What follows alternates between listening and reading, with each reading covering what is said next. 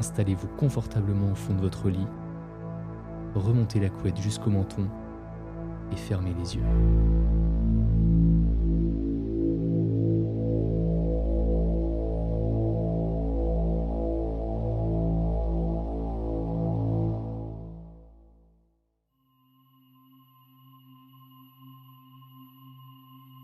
Il y a quelques années, j'étais à la recherche d'une nouvelle voiture. Ma voiture commençait à se désagréger, les problèmes s'accumulaient et les factures ne cessaient de monter de plus en plus. Il était évident qu'à ce stade, je balançais littéralement des tonnes d'argent par les fenêtres. J'avais 19 ans et j'avais déjà investi plus de 6 000 € dans la réparation de ma vieille Micra. Et avec un compteur annonçant les 300 000 km, elle avait depuis longtemps dépassé sa durée de vie. Le plan initial était d'obtenir une nouvelle voiture. J'étais dans une position confortable financièrement, j'avais un travail décent et rémunéré en tant que représentant des ventes, et je gagnais beaucoup plus que les gars moyens de mon âge. Et je voulais un SUV fiable. Moi et un couple d'amis sortions toujours dans les montagnes, dans les forêts de la région où j'habitais. Et j'en avais marre d'être taquiné pour avoir la pire voiture du groupe. J'étais sur le point d'aller chez le concessionnaire et d'acheter un nouveau Qashqai, car j'étais très fidèle à Nissan, mais j'ai décidé de feuilleter les petites annonces pour voir s'il y avait des pierres précieuses vieilles de quelques années à un prix avantageux. Il n'y avait pas grand chose d'intéressant. Des personnes à la recherche de voitures, de fausses publicités d'entreprises essayant d'offrir des leasings hors de prix sur des nouvelles voitures, mais je suis tombé sur une publicité qui a attiré mon attention. Ça disait Jeep Wrangler 2001, 1100 km, parfait état, 500 € à débattre. J'ai jamais été fan des Jeeps, elles semblent consommer trop vite le plein et elles ont des problèmes qu'une Nissan n'aurait jamais. Cependant, ce n'était que 500 € et 1100 km sur une voiture de 19 ans, c'était plutôt inespéré. De plus, quelque chose à propos de cet état parfait m'a intrigué. J'étais curieux de voir comment une voiture de 19 ans pouvait être en parfait état. J'ai décidé de contacter le vendeur et d'obtenir plus d'informations. Je regardais votre Jeep Wrangler 2001, puis-je passer la voir ? En 1 minute, j'ai eu une réponse. Bien sûr, voici mon adresse, je serai à la maison dans 1 heure, la voiture est devant. N'hésitez pas à jeter un coup d'œil. Parfait, il vivait à environ 10 minutes de chez moi. Alors j'ai eu le temps de me préparer et d'appeler mon ami Quentin, qui est mécanicien au garage du coin. C'était le meilleur pour vérifier s'il y avait quelque chose de louche. Il est impossible qu'une voiture en parfait état avec seulement 1100 km soit à 500 €, non ? J'arrivais donc à la propriété et à ma grande surprise, la voiture semblait en parfait état. Elle avait une peinture argentée métallisée qui n'avait pas l'air récente. Les fenêtres étaient aussi propres qu'à la sortie de l'usine. Il n'y avait pas de rayures, bosses ou dommages d'aucune sorte. J'ai jeté un coup d'œil à l'intérieur du véhicule, c'était impeccable. Pas une seule tache, pas de poils de chien, des miettes ou aucune preuve qu'elle ait été utilisée du tout. Je me suis agenouillé et j'ai regardé les pneus, qui semblaient être neufs et étaient les mêmes roues d'usine que les Jeeps. Le bas de caisse ne semblait avoir aucun problème. « Qu'en penses-tu, mon enfant ?» J'ai sauté et je me suis cogné la tête sous le dessous de la voiture en entendant sa voix. « Oh mon Dieu, vous m'avez fait peur ! Je pensais que vous arriviez dans 1 heure. Désolé, je regardais juste en dessous. »« Ah, désolé mon chéri, je reviens tout juste du magasin. Avez-vous des questions ?» Le visage qui m'a fait peur était celui d'une femme plus âgée, qui semblait avoir environ 80 ans. Elle marchait avec une canne, mais sa peau était tellement pure. Il n'y avait aucune ride sur son visage, pas une ride sur ses mains ou ses bras. Elle avait une couche de vernis à ongles rouge sur ses doigts qui avait l'air impeccable.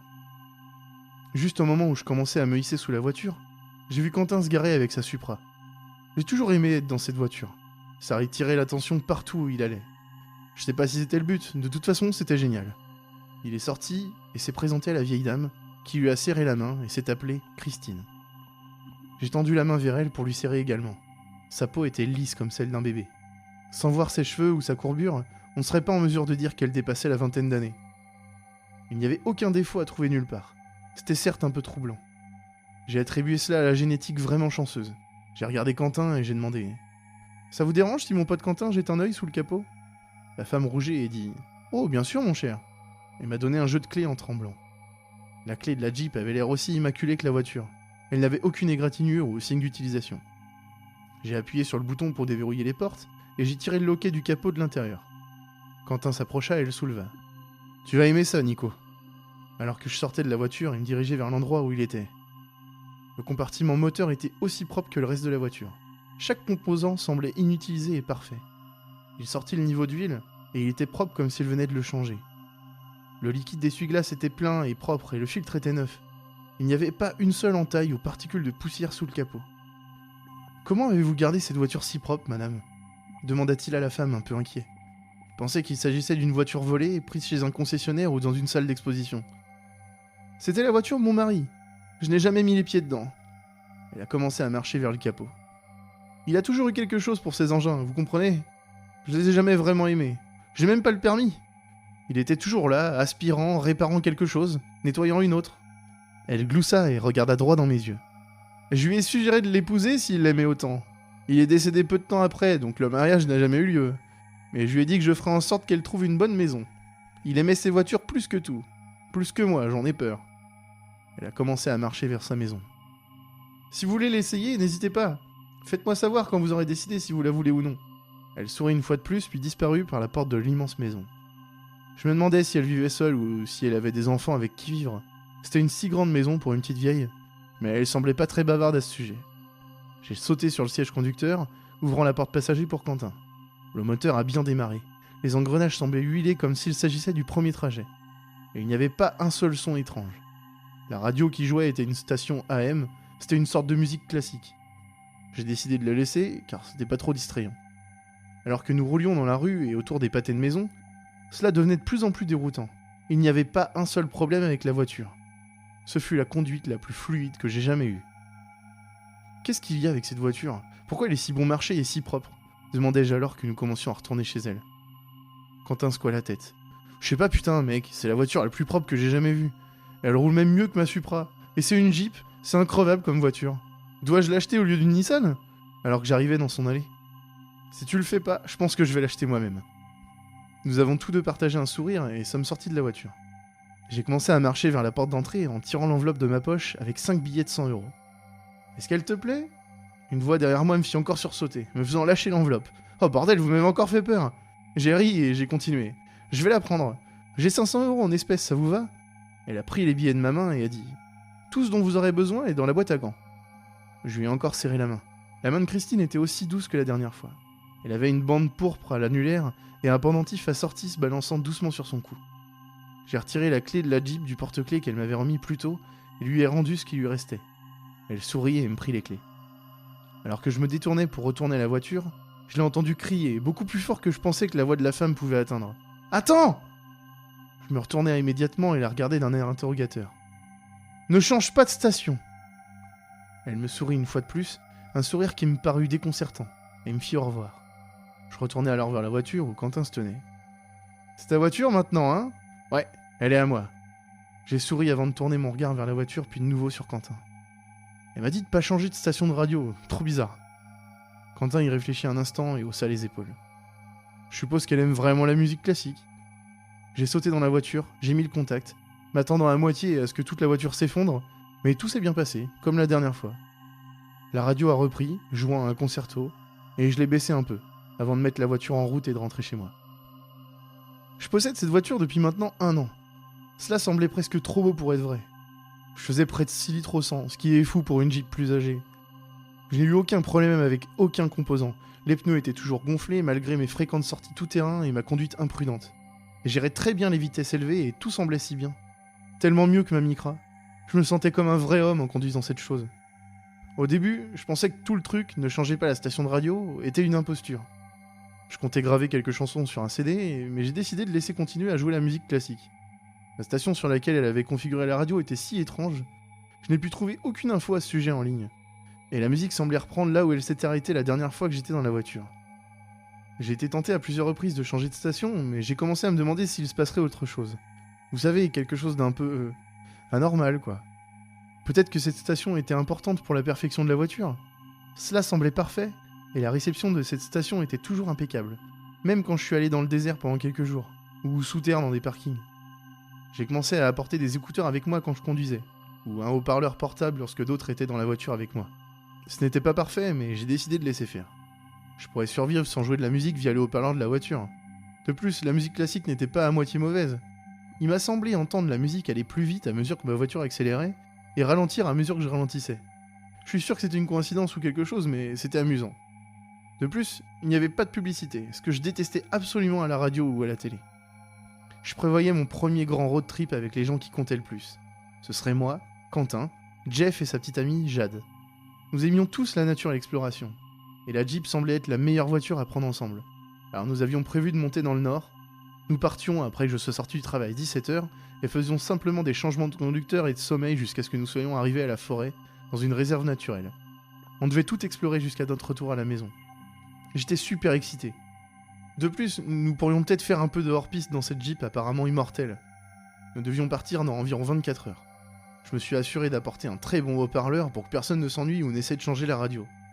Jade et Jeff n'avaient jamais été dans la Jeep auparavant, donc ils ne savaient rien de la station classique. Je sais pas si Quentin s'en souvenait, il n'a jamais rien dit quand je l'ai conduit par le passé. Juste au cas où, j'ai mis un petit morceau de scotch sur le port auxiliaire et le lecteur de CD pour éviter toute tentative. Je n'ai jamais été du genre à croire aux choses surnaturelles, mais je savais que je devais continuer à jouer cette station, peu importe à quel point je voulais la changer. J'ai pris Quentin en premier, puis Jeff et Jade, qui étaient un peu plus au nord, et nous sommes partis. Je suis parti un peu plus tard que prévu car j'avais quelque chose à régler au travail, et c'était pas grave. La minute où Jeff est monté dans la voiture, je savais que ça allait être un long trajet. Qu'est-ce que tu fous avec des haut-parleurs, Nico ? J'ai ri et j'ai un peu remonté le volume du haut-parleur pour essayer de noyer la musique classique. J'étais un peu ennuyé par le commentaire de Jeff, mais je n'y pensais pas. Il leva l'oreille vers le haut-parleur de la porte arrière gauche, où il était assis, et secoua la tête avec désapprobation. J'ai pensé à leur raconter ce que la femme m'avait dit, mais j'ai décidé d'attendre. Nous avons continué notre croisière. À ce moment-là, le soleil commençait à se coucher et nous nous approchions de la réserve. Bien que j'aurais préféré faire le trajet en direction du nord jusqu'à notre destination, Jade voulait voir la mer. Nous avons donc fait un petit détour pour dîner et voir la plus grande plage de la région. Il y a eu un accident de la circulation pas très loin d'où nous nous situions. Ce n'était pas la route indiquée sur Google Maps, j'ai alors décidé de faire un détour et de m'arrêter pour une pause dans une station essence afin de me dégourdir les jambes. Tout au long du voyage, Jeff et Jade ont occasionnellement fait des commentaires sur la musique classique. J'ai arrêté de les ignorer et je leur ai raconté l'histoire. Jade a semblé comprendre, mais Jeff n'a pas voulu revoir sa position. C'est juste une vieille dame qui essaie de te faire peur. Alors que je sortais de la voiture sur le bord de la route déserte, Quentin est sorti avec moi et nous sommes espacés pour faire pipi en toute intimité. J'ai marché une vingtaine de secondes dans le fossé et Quentin a fait ses affaires juste derrière la voiture. J'ai commencé à marcher vers la voiture, j'ai sorti un chiffon de ma poche et je me suis nettoyé les mains. J'ai vu Jeff tâtonner avec les stations de radio. J'ai fait un sprint vers la voiture mais c'était trop tard. Tout le monde n'aime pas le putain de classique, Nico. Et pendant qu'il parcourait les stations, Jeff a finalement trouvé une station de R&B qu'il aimait et a commencé à danser sur le siège passager. J'ai eu une très très mauvaise sensation dans la poitrine lorsque j'ai démarré le moteur. Et à ma grande surprise, il a démarré de la même manière qu'auparavant. Gêné de croire un message stupide qu'une vieille dame m'a crié dessus, j'ai déconnecté le système de haut-parleur et je l'ai laissé faire. J'avais encore 40 km de plus à traverser et je laisserai Quentin conduire pendant quelques heures pendant que je me reposerai, car j'étais épuisé du travail. Même si tout semblait bien aller, j'avais une très mauvaise sensation dans la poitrine. J'avais l'impression que quelque chose clochait dans cette voiture. Comment une voiture de 20 ans n'a-t-elle pas un seul grain de poussière dans ou en dehors ? La voiture était un peu sale maintenant, mais la peinture extérieure ne semblait jamais s'estomper. Et je n'avais pas accumulé une seule égratignure ou bosselure dans la voiture depuis que je l'avais achetée. Quoi qu'il en soit, nous avons roulé, discutant occasionnellement de ce que nous ferions arriver là-bas. Ou nous moquant les uns des autres. Des trucs normaux, quoi. Nico, combien de temps avant d'arriver à l'autoroute ? Demanda Quentin depuis le siège arrière.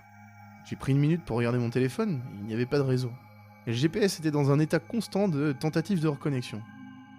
Je ne pouvais pas voir notre emplacement. Toute la zone était une mer de symboles de chargement gris et blanc remplissant la carte. Il avait raison de demander. On avait l'impression que nous roulions sur la route de la réserve pendant plus de 40 minutes. J'ai regardé dehors et la route semblait continuer indéfiniment. Aucune voiture ne nous avait dépassés depuis que nous nous étions arrêtés pour aller aux toilettes. Si nous ne voyons rien dans 5 minutes, nous ferons demi-tour. Je suis sûr que nous y sommes presque, dis-je en recentrant mon attention sur la route.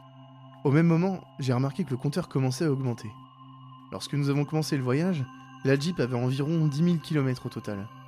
Il en avait maintenant environ 100 000 et ça ne semblait pas ralentir du tout. J'ai commencé à paniquer et j'ai regardé à nouveau Quentin, qui dormait profondément. Ça doit être un problème mécanique, ce qui arrive parfois. Je me suis rassuré comme ça et j'ai continué. Et le compteur aussi. Arrivé à 700 000 km, j'ai crié « Quentin !» Quentin s'est réveillé et a regardé le compteur, puis a regardé Jeff, puis moi. « Remets cette putain de station de radio classique, dit-il, regardant droit dans les yeux de Jeff. Je me suis souvenu du réglage.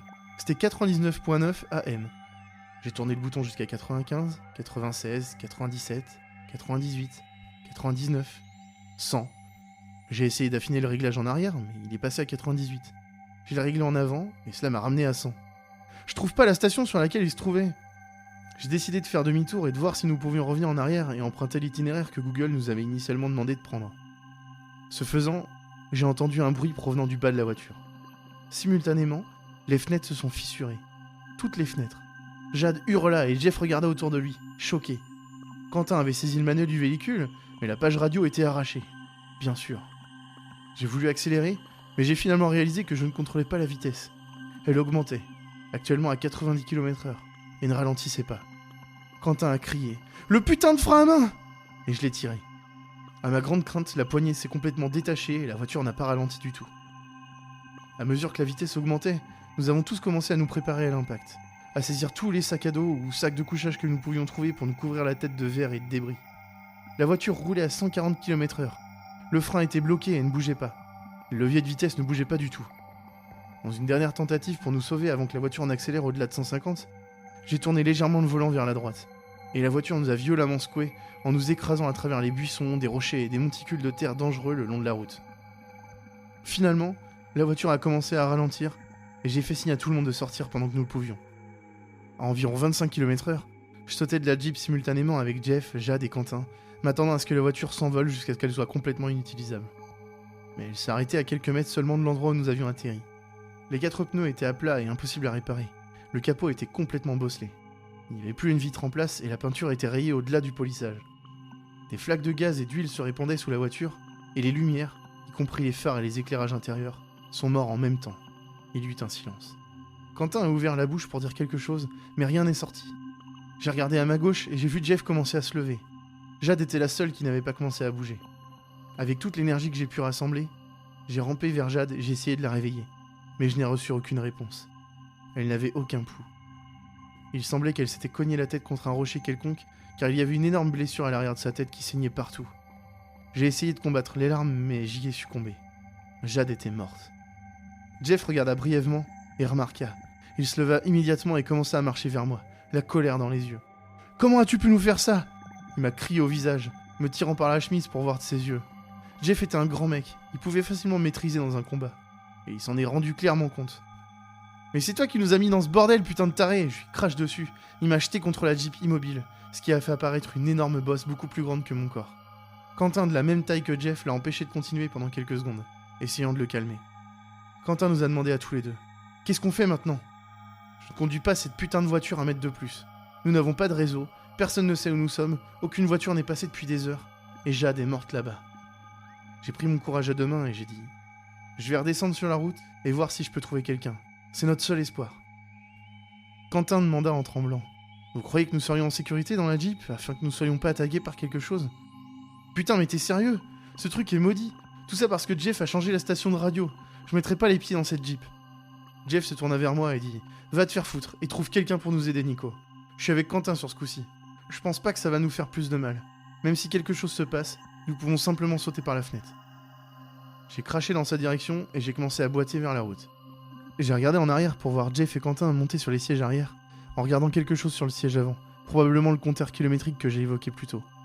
La voiture ne semblait rien faire d'autre que d'être posée au milieu de la forêt déserte. Peut-être était-elle satisfaite de la mort de Jade, et elle nous laisserait tranquilles. J'ai marché pendant environ une demi-heure, mais pour une raison quelconque, il n'y avait pas de route à trouver. Je n'ai pas du tout reconnu l'environnement.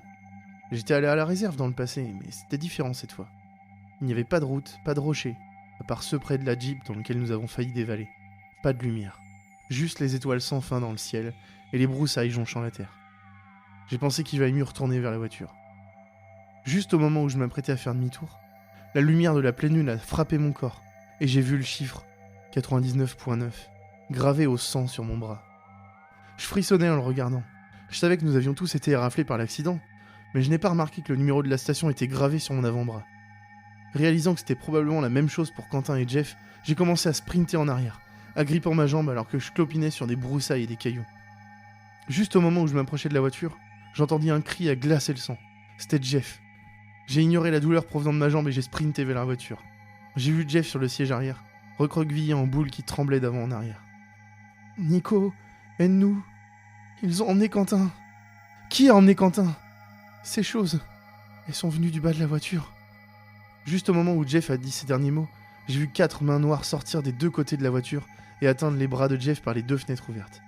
2 mains ont attrapé chaque côté du corps de Jeff, et alors qu'il criait mon nom encore et encore, ils ont tiré sur son corps musclé jusqu'à ce qu'il explose dans un éclat sanglant et que son corps soit déchiqueté.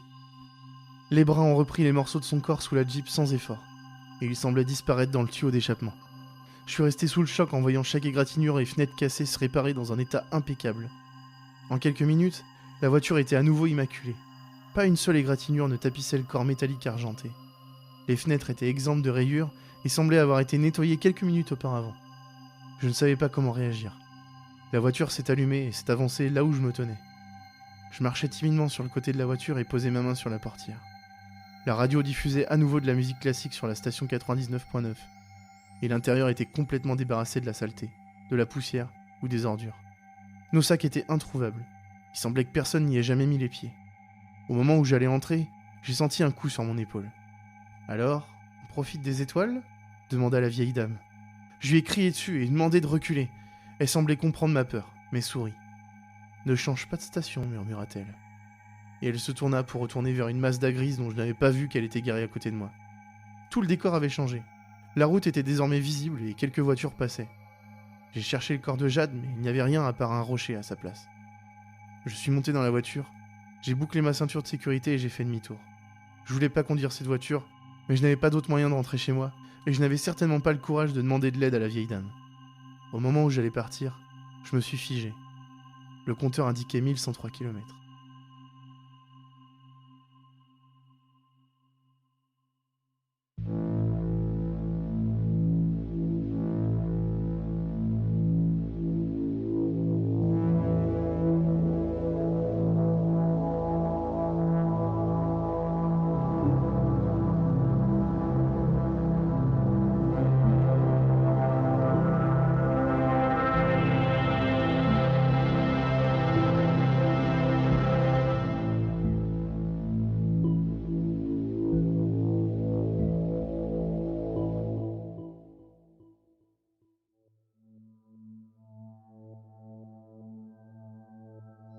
Je voulais pas tuer ma sœur, c'était censé être une blague. Quand elle était en vie, elle ne m'écoutait jamais. Pourtant j'étais son grand frère et je m'imaginais donc avoir un peu d'autorité sur elle. Mais à sa mort, face à ma détresse et à ma culpabilité, je l'invitais à revenir à la maison. Eh bien, elle l'a fait. Il y a toujours eu que nous deux. Nos parents avaient la famille qu'ils avaient toujours voulu avoir, un garçon et une fille. Elle était un peu plus timide que ce que j'aurais voulu, silencieuse et un peu étrange. Enfin, du point de vue d'un enfant. Mais ensemble, on était la famille parfaite dans les albums photos. Et maintenant qu'il n'y a plus que moi, on ne prend plus de photos de famille. Ça a commencé quand j'ai trouvé la clé de la chambre de ma sœur. Nos chambres étaient au bout du couloir à l'étage de la maison. Les portes avaient des poignées un peu vieillottes qui pouvaient se fermer à clé. Des clés qu'on n'avait pas et que j'avais jamais vues auparavant. Et puis un jour, j'ai trouvé un trousseau de clés que je ne connaissais pas dans le tiroir de la table basse de notre entrée. Alors je me suis promené dans la maison pour les essayer partout où je pouvais, jusqu'à ce que j'arrive à trouver une porte pour chaque clé. Presque toutes les clés du trousseau avaient un double. Cependant, la clé de la chambre de ma sœur était l'une des seules qui était unique. Et c'est là que j'ai eu une idée. J'ai récupéré la clé de sa chambre, puis j'ai remis les autres dans le tiroir où je les avais trouvées. Et j'ai attendu le moment parfait. Un soir, alors qu'elle était dans le salon avec nos parents en train de regarder la télé, et comme après chaque dîner, je me suis dirigé à l'étage prétendant aller aux toilettes, et puis j'ai silencieusement fermé sa porte à clé. De retour en bas, j'ai agi innocemment et j'ai regardé la télé avec eux. J'ai attendu jusqu'à ce que ma sœur baille, embrasse nos parents pour leur souhaiter bonne nuit et monte les escaliers, et j'ai attendu sur le canapé en souriant. Ça a duré un bon moment avant que j'entende un cri, puis ensuite des bruits de coups contre du bois. Elle descendit les escaliers en larmes pour demander de l'aide avec la porte. Papa est monté avec elle pour voir ce qui se passait. Puis ils redescendirent tous les deux, elle toujours en larmes et lui confus. « C'est verrouillé, dit-il à ma mère. » Maman s'est levée et a récupéré les clés dans la table basse. Ils montèrent tous les trois à l'étage. J'ai attendu qu'ils soient partis pour me féliciter et rire de ma blague, faisant semblant de trouver quelque chose de drôle à la télé. Au bout d'un moment, la fatigue a commencé à m'emporter, alors je suis allé en haut. Ils étaient toujours en train de lutter contre cette porte, en essayant et réessayant toutes les clés du trousseau. Bien sûr, aucune d'elles ne fonctionnait. Maman a suggéré à ma sœur de dormir dans ma chambre en attendant qu'ils appellent un serrurier le lendemain matin. J'étais vraiment embêté et du coup j'ai sorti la clé de ma poche pour leur donner. Trop fatigué pour me soucier des répercussions que ça allait me coûter. C'était juste une blague, leur ai-je dit pour me défendre. Après que la porte soit déverrouillée, ma mère m'a fait remettre la clé dans le tiroir, en disant qu'il irait faire un double pour éviter que la situation ne se reproduise. Naturellement, elle a oublié. Quelque temps plus tard, alors que nos parents étaient partis faire des courses, nous laissant seuls à la maison, Je n'avais rien de particulier à faire, alors j'ai recommencé. Ma sœur a su immédiatement qui avait fait ça. C'était un samedi après-midi, et c'était la dernière fois que je la voyais en vie. Elle se mit à ma poursuite à travers la cuisine, me demandant d'ouvrir la porte. J'ai prétendu avoir avalé la clé. Elle est devenue hystérique et a fui la maison en larmes. Comme si elle pensait pouvoir courir rejoindre nos parents en ville.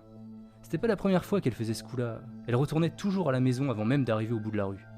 J'ai donc attendu qu'elle abandonne et qu'elle revienne. Mais 1 heure s'est écoulée, puis 2, puis 3, et j'ai commencé à m'inquiéter. J'ai attendu sur une chaise dans l'entrée, puis au niveau de la fenêtre. Un moment, je suis allé dehors et j'ai marché dans les alentours. Mais je n'ai vu aucun signe d'elle. Je suis rentré, la gorge nouée. J'ai décidé de continuer à attendre au lieu d'appeler mes parents avec le téléphone de la cuisine. Allez, encore 10 minutes et je les appelle. Puis j'imagine que je me suis endormi. Et le souvenir suivant dont je me rappelle, c'était mes parents qui rentraient à la maison, me secouant par les épaules, comme s'ils allaient me tuer. La première chose que j'ai remarqué, c'est qu'ils étaient tous les deux en larmes. Ma sœur s'était enfuie en courant et avait été percutée par une voiture. Nos parents ont vu les lumières de la police et des gens former un cercle. Elle a été retrouvée sur la route, à 2 blocs de la maison, plus loin que j'étais moi-même allé lorsque j'étais parti à sa recherche. Quand l'ambulance l'a prise en charge, les sirènes étaient silencieuses. Il n'y avait plus d'urgence. Elle était morte. Mes parents sont rentrés à la maison pour savoir si j'étais mort moi aussi, et je pense qu'à ce moment-là, ils auraient souhaité que je le sois. Dès que j'en ai eu la possibilité, je les ai laissés pleurer et s'enlacer dans le salon. Je suis allé en haut pour déverrouiller la porte, et je suis resté assis à observer son lit vide. Sa boîte à musique de ballerine jetait une ombre étrange sur la tête d'oreiller au clair de lune. J'ai apporté la clé avec moi aux funérailles. Mes parents me regardaient à peine, et je leur en voulais pas. Ils m'avaient à peine parlé depuis l'incident, excepté des ordres secs, comme « dépêche-toi, habille-toi, redresse ta cravate, monte dans la voiture ». Je me comportais pourtant comme le fils parfait qu'ils avaient toujours voulu avoir. Mais ce n'était pas suffisant pour eux. Et comme ils m'ignoraient, j'ai pu me retrouver à un moment de la cérémonie, devant le cercueil ouvert, à regarder ma sœur, sans vie, froide, pâle, et habillée en costume de ballerine. J'ai sorti la clé de ma poche, j'ai caressé ses mains froides, et comme pour lui dire au revoir, j'ai placé la clé entre ses doigts, posée sur sa poitrine. « Je suis désolé, s'il te plaît. Reviens à la maison. » Je n'ai pas pleuré à ce moment-là, ni même après. Ma mère a continué à faire des promesses. Elle était trop endeuillée pour entrer dans la chambre de ma sœur et remettre les choses en ordre après les funérailles. Elle nous a promis de le faire un jour. Juste pas maintenant. Elle y allait seulement pour se tenir sur le pas de la porte et jeter un œil à l'intérieur, comme je l'avais fait la nuit de la mort de ma sœur. Mais la plupart du temps, ma mère fondait en larmes et partait d'elle-même, fermant la porte derrière elle. Parfois, elle restait là jusqu'à ce que mon père l'emmène. Je n'ai pas osé l'approcher. Elle a répété ce rituel pitoyable presque tous les jours, puis chaque semaine. Et elle s'est arrêtée après quelques mois. La vie a repris son cours vers un semblant de normalité. Mes parents se sont adoucis avec moi, juste assez pour me permettre d'avoir des amis. J'avais besoin de quelqu'un à qui parler. Mon ami Kiev est venu après l'école un jour, et je lui ai raconté comment, la nuit précédente, j'avais été réveillé en entendant le faible son de la boîte à musique de ma sœur, jouant dans sa chambre, de l'autre côté du couloir. Et elle s'était arrêtée lorsque j'avais ouvert les yeux et que je m'étais assis. J'ai décidé que c'était qu'un rêve. Mais la mélodie n'a pas quitté mon esprit toute la journée à l'école. J'ai fredonné l'air pour Kiev, qui affirmait connaître le compositeur de la chanson. On a commencé à débattre sur le sujet, et pour rafraîchir sa mémoire et prouver mon point, nous sommes montés dans la chambre de ma sœur pour récupérer la boîte à musique. La porte était verrouillée. Nous avons regardé par le trou de la serrure et avons constaté qu'il faisait bien trop sombre pour cette heure de la journée. Et j'ai compris pourquoi. Il y avait une clé bloquant le trou. La chambre avait été verrouillée de l'intérieur. Kiev n'y voyait aucune signification, puisque j'étais trop sous le choc pour lui raconter les milliers de pensées qui me traversaient l'esprit. Et comme je n'étais pas d'humeur pour le divertir après ça, il est rentré chez lui.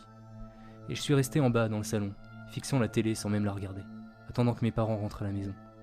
J'avais du mal à réfréner mon envie de les appeler pour qu'ils rentrent plus tôt. Mais quand ils sont finalement rentrés, je me suis surpris à ne pas réussir à aborder le sujet.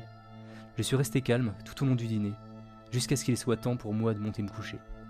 Je ne voulais pas y aller, mais je voulais pas déranger davantage mes parents. Je me suis arrêté devant ma porte et j'ai jeté un coup d'œil à la sienne, de l'autre côté du couloir. Aucun bruit. Je n'ai pas osé réessayer de l'ouvrir.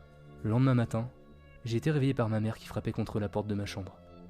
J'avais récupéré ma propre clé plus tôt et je l'avais verrouillée la nuit précédente. Quand elle est entrée, elle a exigé que je déverrouille la porte de ma sœur sur le champ et que je n'avais aucun droit de faire ça.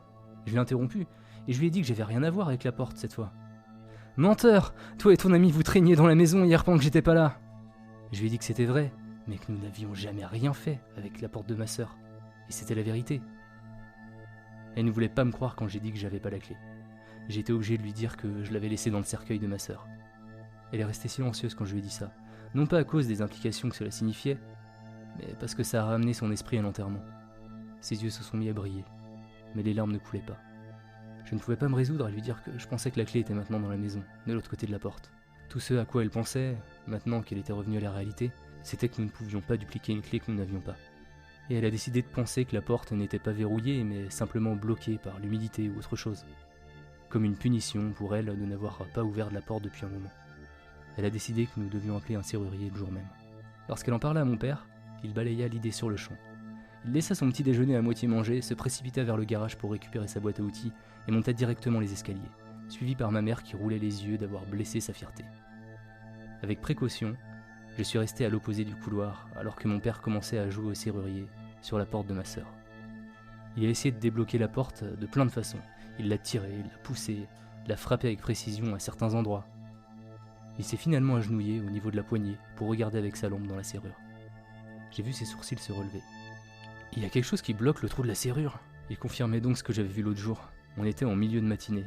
La chambre de ma sœur avait une fenêtre côté est. La lumière aurait donc dû apparaître à travers la serrure, comme elle le faisait à travers l'espace sous la porte. Mais la serrure restait sombre, comme la nuit. Mon père a ensuite glissé une feuille de vieux papier journal sous la porte. Puis il a enfoncé un petit instrument en métal dans la serrure, jusqu'à ce que nous entendions un bruit sourd et distinct de métal sur le papier de l'autre côté. L'obscurité de la serrure laissa sa place à la lumière. Mon père tira vers lui le papier avec soin pour ramener la clé de notre côté. On pouvait d'ailleurs voir que le poids de la clé empêchait le papier de s'onduler. Mais avant qu'il termine sa manœuvre, le poids avait disparu. Mon père retira le papier et la clé n'était plus là.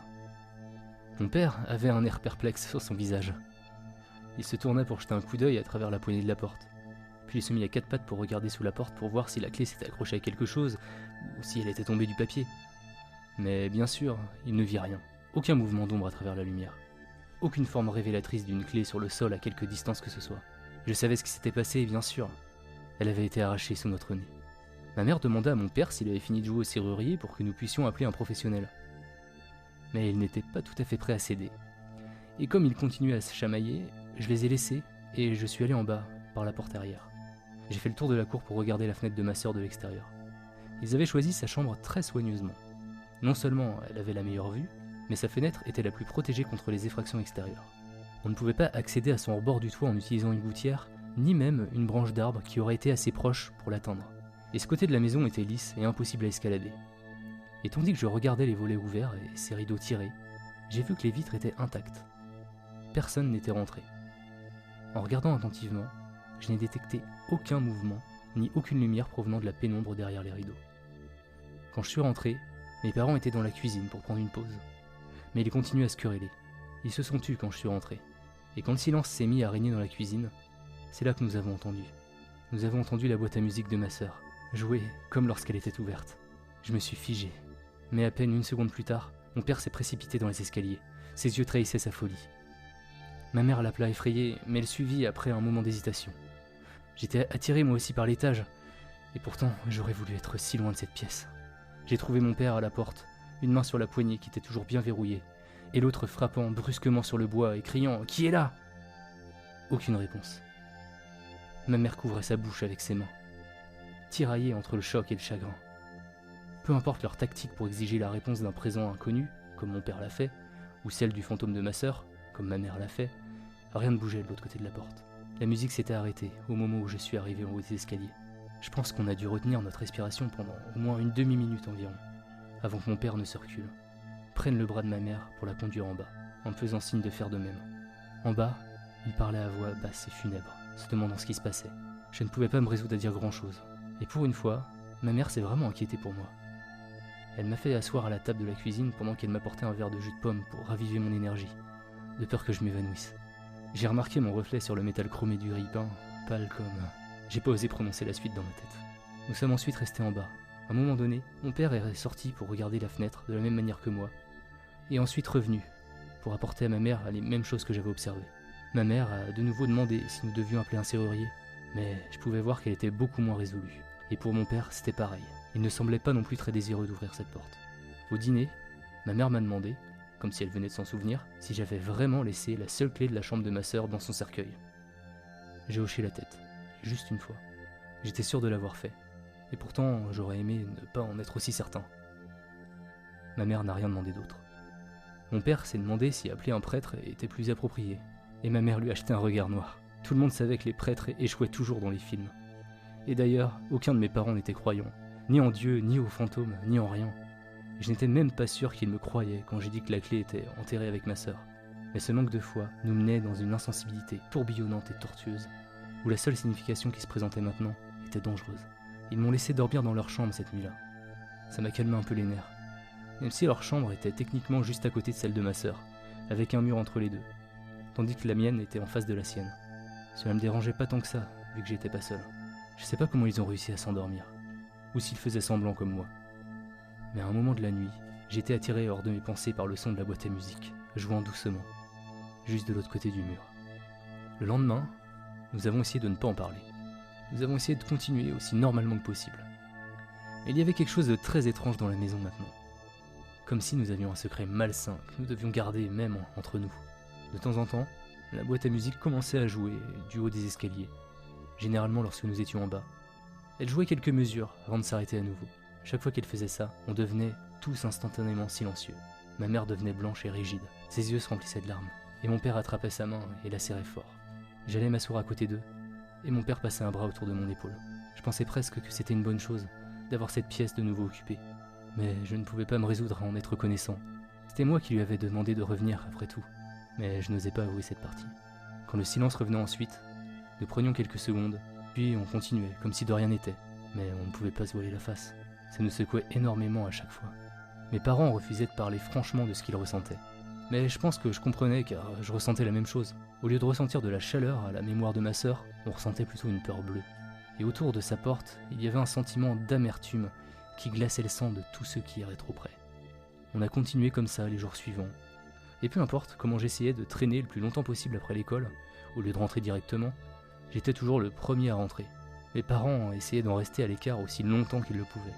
Mais au milieu de la 2e semaine, ma mère a décidé que la personne qu'elle devait finalement appeler, c'était un agent immobilier. Nous allions vendre la maison et déménager. Il a d'abord fallu que les choses s'aggravent.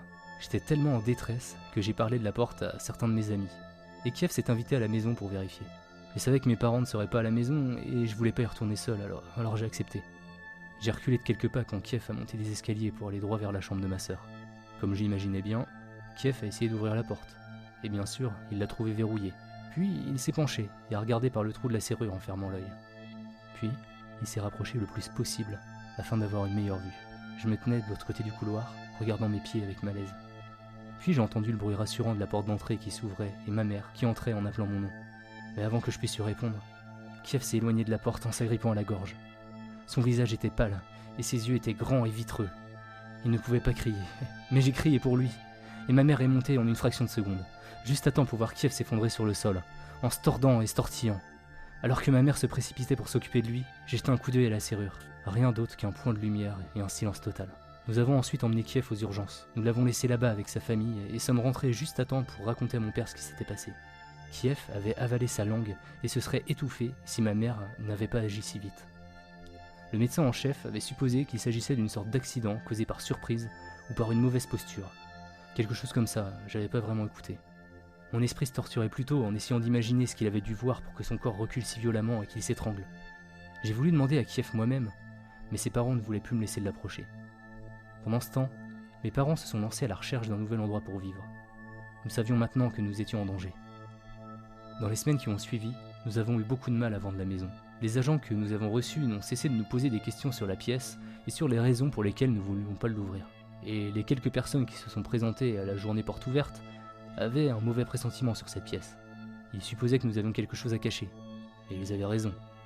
Et même si on présentait magnifiquement le reste de la maison, cette pièce empoisonnait l'atmosphère. Peu importe la banalité des photos de l'étage que l'on avait mises dans l'annonce. Les gens étaient suspicieux. L'annonce indiquait une maison avec 3 chambres à coucher, et les gens s'attendaient à en voir 3. Mon père pensait que nous devrions simplement promettre de faire réparer la porte avant que les prochains emménagent, et les laisser faire ce qu'ils voulaient avec ce qui se trouvait derrière. Mais ma mère s'est disputée avec lui sur l'éthique de son raisonnement.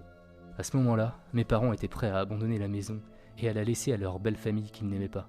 Ils avaient prévu de déménager dans ce qui était censé être une maison de vacances, mais avec l'idée de s'y installer. C'était plus petit, moins confortable et plus éloigné de mon école et du lieu de travail de mon père. Mais ça n'avait plus d'importance. Nous n'avions qu'un seul objectif, quitter cette maison. La musique commençait à nous faire sombrer dans la folie la nuit. La semaine dernière, la boîte à musique s'est cassée et son mécanisme ne lui permettait plus que de jouer qu'une seule note. Encore et encore. Elle devenait de plus en plus bruyante et semblait se déplacer le long des murs. Le lit de mes parents, dans lequel je dormais encore avec eux, était positionné de telle sorte que nos pieds pointaient vers le mur qui séparait de la chambre de ma sœur. Ça me réconfortait un peu, sachant que c'était le plus loin que nous pouvions être par rapport à la chambre. Mais la musique semblait maintenant à l'intérieur des murs, comme si un tuyau avait éclaté et s'était infiltré dans le papier peint. La peinture sur le mur semblait se déplacer dans la pénombre. Nous étions tous incapables de nous endormir avant le lever du soleil, et nos journées n'avaient plus aucun rythme. Nous restions à la maison, épuisés, tout en restant sur nos gardes, entendant une note jouer de temps en temps, tout au long de l'après-midi et de la soirée. Puis on restait ensemble la nuit, pour recommencer le lendemain. On était au bout du rouleau. Ma mère a insisté pour que nous déménagions dans la semaine, et nous a sommé de finir nos bagages pendant qu'elle s'occupait de la logistique de l'expédition. Nous étions encore plus tendus et épuisés à ce moment-là. J'ai dû m'endormir cette dernière nuit avant que nous déménagions. Là, sur le matelas, dans la chambre de mes parents, avec tout son contenu dans des cartons. Je me suis réveillé en sursaut pour entendre la musique juste au niveau de mon oreille. Je me suis immédiatement relevé et j'ai vu que mes parents avaient fait de même. La musique, cette note démoniaque, résonnait plus fort que d'habitude à travers le mur. Elle jouait encore et encore, voyageant tout autour de nous. Encore aujourd'hui, cette note, un fa dièse je crois, jouée toute seule sur un piano, peut déclencher chez moi une horrible crise d'angoisse. Mes parents se sont empressés de s'habiller en m'ordonnant de bouger alors que j'étais assis là, pétrifié. Ils étaient obligés de crier, car la musique était maintenant très forte, si forte qu'il était impossible que les voisins ne soient pas réveillés eux aussi. Les déménageurs que nous avons engagés devaient venir le lendemain matin, mais nous devions partir tout de suite, à 3h30 du matin. Mon père nous a dit que nous reviendrions plus tard pour aider les déménageurs s'ils se présentaient, mais à cet instant, nous devions aller dans un hôtel voisin, avec rien d'autre qu'un sac préparé à la hâte. Nous nous sommes donc précipités dehors pour nous diriger vers la voiture. La musique, jusqu'à maintenant, était si forte qu'elle faisait vibrer toute la maison. Dès que j'ai franchi la porte, l'air arriva plus facilement dans mes poumons. Je m'étais pas rendu compte que nous étions en train de suffoquer dans cette maison. Du jardin, notre maison était aussi silencieuse que n'importe quelle autre maison normale à 3h du matin.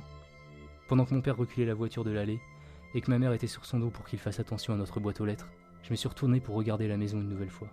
On se dirigeait vers l'est, et j'avais une vue dégagée de la fenêtre de ma sœur depuis l'arrière de la voiture. Les volets étaient encore ouverts. Il n'y avait pas de lumière qui éclairait la pièce. Ce que je pouvais voir clairement, c'était que les rideaux étaient maintenant ouverts. Et debout, entre ces rideaux, j'ai vu une ballerine pâle à la fenêtre, qui nous regardait partir.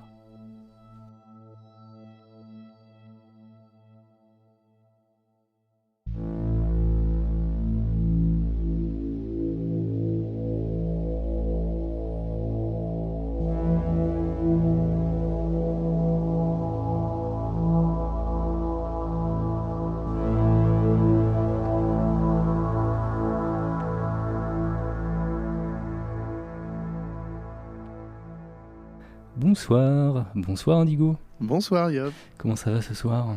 Bon écoute, ça va bien. Et toi ? Eh ben ça va très très bien ma foi. Ces deux histoires étaient plutôt cool. Ouais, carrément, ouais. Carrément. On remercie d'ailleurs les auteurs pour ces deux histoires. Merci beaucoup. Merci à eux, ouais. C'est trop cool d'accepter encore qu'on traduise et qu'on lise leurs histoires. C'est clair. On a quelques annonces à faire ce soir. Et une annonce qu'on avait d'ailleurs fait en fin de saison dernière. Genre ça remonte. On avait annoncé dans l'épisode 9 le site internet. En janvier. Exactement, oui, janvier. c'est pas si vieux que ça. Ça va. C'était avant le Covid.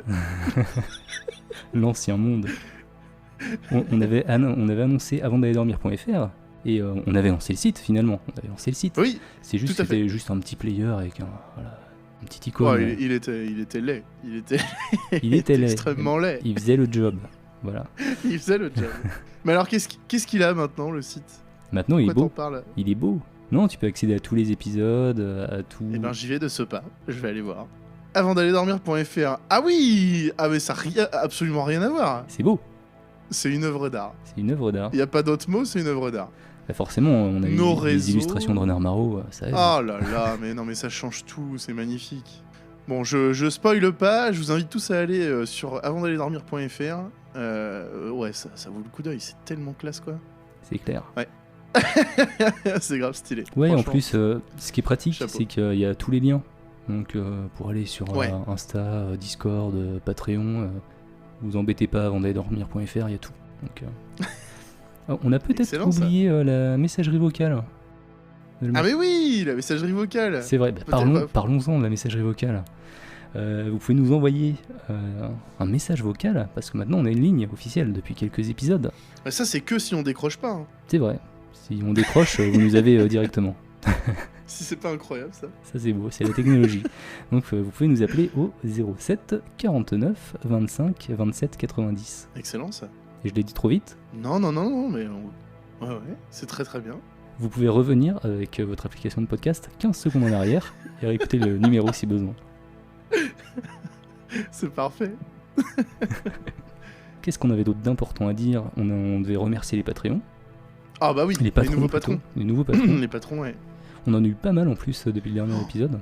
On en a eu masse. Alors merci à Guillaume, Alexia, Amondeus, Diane, Nigal, Ayawar et Nuka. Merci pour le soutien, c'est grave cool. Bah ouais, ça fait super plaisir. Mais alors, ces patrons, dis-moi... Non, c'est le pire lancement du monde. Ces patrons, de quoi bénéficient-ils? Bon, cher Yop. Alors, chaque mois, on essaye de fournir au moins un bonus, au moins un quick Ouais. slip. Donc, Ouais, le mois dernier, on avait parlé des quick slips, Ouais. les histoires bonus qu'on fait pour les patrons. Donc c'est une sorte de mini-épisode classique, quoi, avec Ouais, juste c'est une ça, seule ouais. histoire. Voilà. Mais Ouais. en plus de ça, pour le fun, on sort des What the Fuck, des épisodes WTF. Et donc c'est un peu les coulisses de nos enregistrements. Mais qu'est-ce que c'est que ça, hein, what the fuck? Un What the Fuck, c'est tous les trucs qui passent pas en fait dans un épisode classique. Excellent, ça. Donc ça peut être Ouais. moi en train de chanter du Vaiana par exemple. Et Dieu sait qu'il y a des choses qu'on est obligé de couper Voilà. dans les enregistrements. Et d'ailleurs, en parlant de What the Fuck, on a fait une Ouais. rencontre à Dados Oh là là. la semaine dernière. Bah, la semaine dernière, l'épisode sort... l'épisode sort fin Bon, en septembre. début septembre, on a fait une rencontre Bon, à Dados. début septembre, quoi. Ouais, Ouais. voilà. Et j'ai emmené mon enregistreur. Ouais. Juste au cas où. Finalement, on s'est retrouvé à enregistrer plein de trucs. Oh, c'était fou. Donc, il y C'était a incroyable. plein de trucs qui vont finir en What the Fuck, dont une petite histoire, je pense. Est-ce qu'on pourrait écouter juste un bout comme ça? Ah bah vas-y, je t'en prie. Allez, c'est parti. Qu'est-ce qui s'est passé? Quelque chose d'étrange dans ta vie une fois? J'ai ramassé un cadavre. Oh putain, C'est vrai? Ouais, ouais. Va raconter ton proviseur.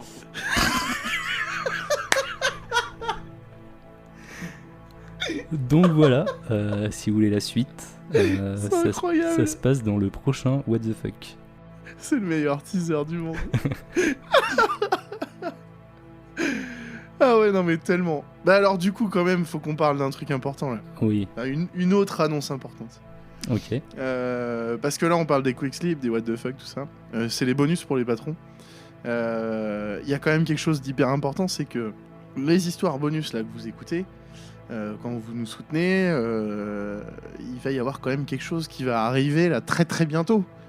Là, on est le... Alors, si vous nous écoutez le jour de la sortie, on est le 19. Le 19 septembre. Il reste encore une petite semaine pour finir le mois. Et je crois que le mois d'octobre risque d'être un petit peu chargé. Effectivement, on le dit maintenant alors. D'accord. Bah, c'est parti. C'est parti. On balance un gros dos là. Ok, donc le mois d'octobre, c'est le mois de l'horreur chez Avant d'aller dormir. Et oui, Moi j'ai flippé quand tu l'as dit. le mois de l'horreur. Tous les samedis, une histoire bonus pour tous les patrons. Donc ça déjà, vous allez... si vous trouvez que le mois d'octobre... Enfin, si vous trouvez qu'entre chaque épisode, c'est long d'attendre, là vous allez être régalés quoi. C'est clair. Et d'ailleurs, quand on souscrit, quand on devient patron, on a accès à tous les épisodes, tous les quick slips précédents aussi. Hein. On n'a pas Ouais, accès ouais. qu'au suivant. Donc ça c'est cool aussi. Donc ça fait un bon petit stock qui commence à s'amasser. Et à la fin octobre, il y en aura plein. Hein. Ça va être cool. Oh oui. Et du coup, on finira par l'épisode 17. Ce sera le 17 ? Ouais, le 17. Le 17 qui sera le samedi 31 octobre, soirée d'Halloween.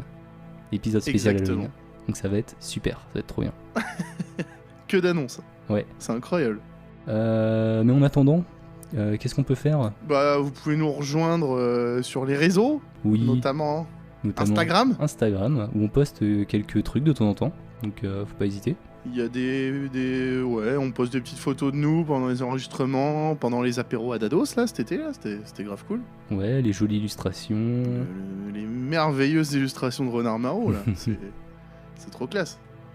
Et puis, bah, Instagram, non, s'il faut que je te parle quand même, Yop, une histoire de fou. Ah oui, tu sur m'avais dit qu'il y Instagram. avait une histoire de fou, alors là je l'attends avec impatience. Ça fait J'en ai si peu rajouté. 2 heures que tu me teases cette histoire. Allez, dis-moi Qu'est-ce tout. qui s'est passé Rapidement, il faut savoir qu'on a une chaîne YouTube, genre avec 60 abonnés à peine. Il se passe rien. On met les épisodes sur YouTube, bref, ça prend pas. Mais c'est pas grave, vous nous écoutez partout ailleurs, c'est super. Et un samedi matin où j'étais à la bourse, que je devais faire les musiques pour l'épisode d'avant d'aller dormir, je reçois donc un message de Yop avec genre il se passe un truc, on a 4 abonnés sur YouTube. Je pensais que t'allais me raconter un truc que je savais pas, mais vas-y. Pas du tout. Non mais moi je m'en suis toujours pas remis. Vas-y, continue, c'est important. C'est peu important mais c'est quand même assez fou. Et en fait, en allant sur YouTube, on se rend compte que, il y a des gens qui s'abonnent à notre chaîne YouTube parce que Natou, la première youtubeuse de France, nous écoute et a parlé de nous dans une story à elle. Donc on a nos voix dans une story de Natou, si c'est pas incroyable ça. C'est l'épisode 3. Ouais, c'est ça, l'épisode 3, ouais. C'est Alors, celui quand on dit cet épisode a des effets secondaires, machin. Ouais, c'est ça, ouais, avec l'intro bien flippante. Ouais. Donc trop classe, c'était incroyable. Bon, ça a été une journée de fou, quoi. Faut savoir que du coup, grâce à ça, je suis passé de... Enfin, ma petite filleule qui pense que mon podcast c'est de la merde, je suis passé à... En fait, j'aime pas, parce que maintenant que Natou écoute, quoi, ça prend une dimension différente. Bah oui. ça me tue. Donc, non, c'est excellent, quoi. Franchement, c'est grave cool. C'est grave cool. Ah bah ça fait toujours plaisir. Carrément. C'est stylé. Je continue dans ma lancée, Yop, je voulais parler d'un petit truc. Tout à l'heure, on remerciait les auteurs qui acceptent qu'on traduise leurs histoires. Oui. Je voulais parler aussi des Adados, les fans d'avant d'aller dormir, d'Adad, qui eux aussi nous envoient des histoires. On en Et a il y reçu un plein. paquet. On a reçu plein. On est un peu à la bourre pour les lire, mais ouais, par contre, on est en retard. il y a du, Bon, on va en du lire plein. contenu de haute qualité. Oui. Franchement, c'est grave stylé. Et du coup, merci à vous, c'est vraiment cool. On en a reçu une d'une Adados des premières heures qui s'appelle le Bathory. Mhm. Donc Bathory qui a lancé sa chaîne YouTube avec son compagnon. La chaîne s'appelle À regarder dans le noir. Donc allez-y, c'est grave canon. Ils font des analyses de films de genre. Et franchement, c'est souvent des films que le commun des mortels n'a pas vu. Et ça donne envie vraiment de voir des films. C'est vraiment énorme. De genre, du mais coup, ça- de quel genre? De tous les genres. On est beaucoup sur... alors, si vous aimez Avant d'aller dormir, ça devrait vous plaire, hein, clairement. On a de l'analyse de films d'horreur, on a de l'analyse de science-fiction, on est souvent sur cette ligne-là. Dernièrement, ils ont fait une analyse d'un film Netflix là, qui est sorti. Voilà, c'est quand même assez canon, quoi. Donc allez les suivre, ça vaut le coup d'œil. Et puis du coup, puisqu'on parle de Bathory, eh bien, je vous invite à vous recoucher, à remonter la couette jusque sous votre menton, et on va s'écouter une petite histoire avant de se dire au revoir.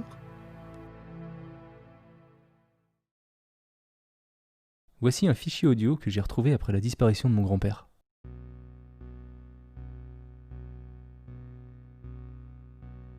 Bonjour, je m'appelle Cliff Jones, j'ai été Marines pendant plusieurs années, j'ai même été décoré pour ma participation à la guerre du Vietnam. Peu après, on m'a proposé une nouvelle mission très particulière et classée secret défense. J'ai prévenu ma femme que je partirais en mission pour une durée indéterminée. C'est ainsi qu'en mars 1976, je suis parti avec un groupe d'autres Marines vers une destination inconnue. Nous sommes arrivés devant un bunker ultra sécurisé. À l'intérieur, tout était d'un blanc immaculé. Devant nous se trouvait un long couloir très clair. Des deux côtés, des portes blanches. On me donna un pactage, me montra ma chambre qui ressemblait plus à une cellule de prison.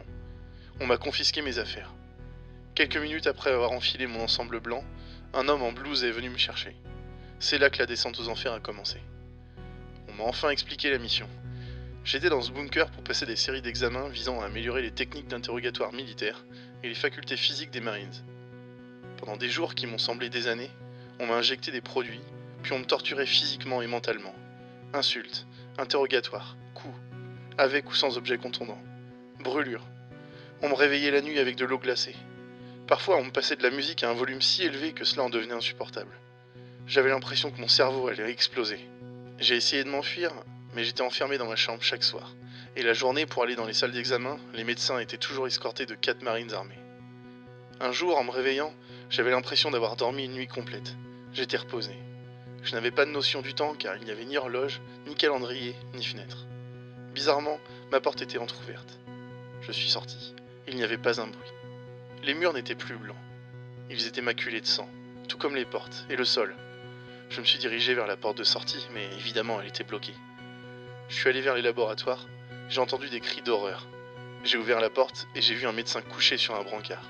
Un des Marines arrivé en même temps que moi était en train de lui taillader le visage. Bien qu'éviscéré, le médecin continuait de hurler. J'ai failli vomir quand le militaire a utilisé le visage du docteur comme un masque en ricanant. J'étais horrifié. Puis il est parti, laissant sa victime agonisante. La pièce suivante était pire que la précédente. Le monde était devenu fou. Mais j'ai atteint le summum de l'horreur en entrant dans la salle numéro 10. Une dizaine d'enfants s'amusaient avec ce qui devait être autrefois des personnes. Tout à coup, une alarme a retenti. Une voix robotique m'annonçait une destruction du bunker dans moins de 5 minutes. L'explosion de la porte d'entrée m'a laissé presque sourd. Il me sembla entendre un homme dire « N'oubliez pas, il ne faut pas qu'une seule personne ne puisse sortir d'ici vivant. Ce projet n'existe pas. Nous sommes censés avoir terminé depuis plus d'1 an. » Je me suis caché malgré mon audition défaillante. J'entendais des cris, des coups de feu, les cris des enfants, de femmes et d'hommes.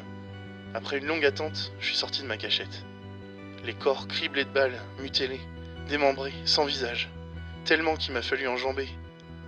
Une fois arrivé, je ne sais pas par quel miracle à la sortie, la seule option valable était de courir, loin, sans me retourner. Une nouvelle détonation me fit chuter dans ma course. Du bunker, il ne restait plus rien, à part des morceaux de corps qui avaient été projetés par l'explosion. Si je n'avais pas vomi jusqu'ici, c'était uniquement car j'étais préoccupé à quitter cet enfer. Ce fut maintenant chose faite. J'ai marché des heures jusqu'à trouver un restaurant où j'ai pu appeler ma femme et rentrer chez moi. Nous avons changé d'identité et avons déménagé le plus loin possible. Mais même à des milliers de kilomètres et détruit, le bunker est toujours là, toutes les nuits. Si je n'en parle qu'aujourd'hui, c'est parce que j'avais peur pour ma famille, et surtout par peur de passer pour un fou. Et j'en ai honte. Maintenant, je dois en parler pour que l'histoire soit révélée. Je sais qu'ils m'ont retrouvé. Je suis observé et suivi depuis quelques jours par des hommes, étonnamment souriants.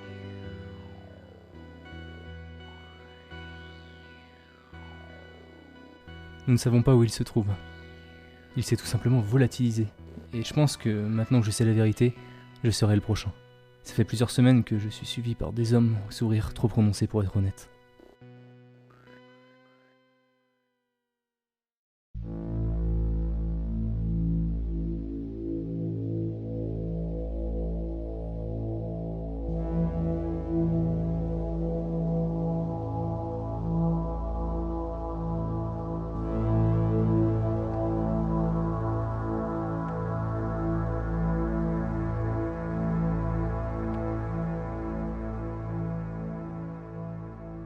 Il est maintenant temps de trouver le sommeil. À bientôt.